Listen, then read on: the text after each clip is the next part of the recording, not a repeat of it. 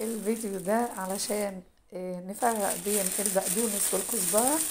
في بنات كتير كانوا بيسألوا عن آه، الفرق بين البقدونس والكزبرة، فأنا حبيت يعني أبين لهم الفرق. منضفة الخضرة ومحضرها.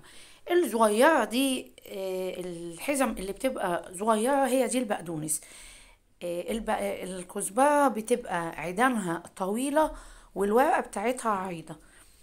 معظم البنات وبالذات يعني اللي بيبقوا لسه في موضوع البيت والمسؤولية والمطبخ، فما بتبقاش عارفة.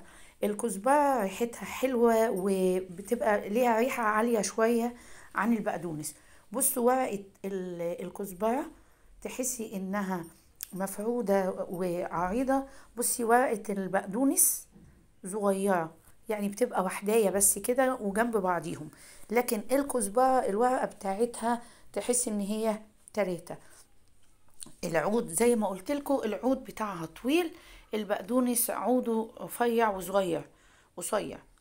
طبعا الشبت معروف طبعا، وليه ريحة عشان بس ما تتخميش برضو، لان في ناس ما بيبقاش ساعات البياع عنده ضمير بيبيع لك العروش بتاعة الجزر على انها شبت، فتاخدي بالك ان لا، الشبت كمان ليه ريحة مميزة، عيدان الجزر لا.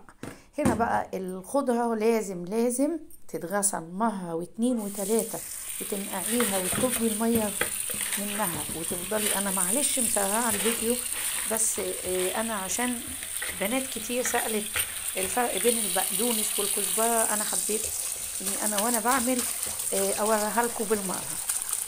زي ما قلت لكم اني لازم الخضرة تتنقع كويس جدا، وبعد كده بقى حبة خل، بقى ربع كوباية خل ولا حاجة، تنقعيها فيها 10 دقايق، وبعد كده تشطفيها وتصفيها.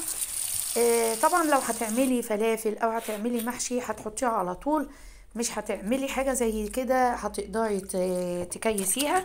ولو مش حابة انها تتشال في الفريزر تقدري كمان تعملي ايه، بتجيبي ورق مناديل وتفرديها فيها وتلفيها وتحطيها في كيس وتحت الفريزر، وتسيبيها لاستعمالها في اي وقت.